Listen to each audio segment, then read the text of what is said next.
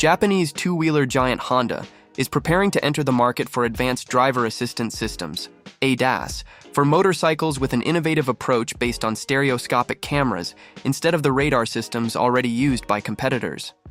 While manufacturers such as Ducati, KTM, Kawasaki, Yamaha, and Moto Guzzi already market models equipped with front radar for adaptive cruise control, and brands such as Triumph and Indian focus on rear radar for blind spot monitoring, Honda has chosen a different path, developing its own technology rather than relying on external suppliers.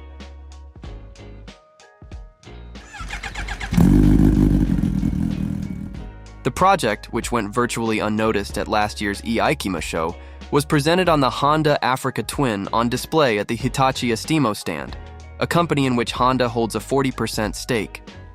The solution uses two front cameras that provide a stereoscopic view of the road, working similarly to human vision to calculate distance and relative speed. In addition to adaptive cruise control, this new iteration of Estimo's technology adds the ability to analyze the road surface itself, identifying irregularities before they reach them, a particularly useful feature for motorcyclists who are more susceptible to bumps than car drivers. The integration of this technology with components from Showa, suspension, Keihin, fuel system, and Nissan, brakes, all companies under the Estimo umbrella, suggests a holistic system in which semi-active suspension, traction control, and ABS can react in advance to road conditions detected by the camera.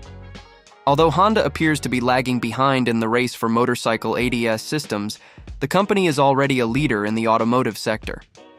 Its Legend model, marketed in Japan, was the first to achieve Level 3 autonomy in 2021, allowing autonomous driving in certain conditions without constant driver supervision.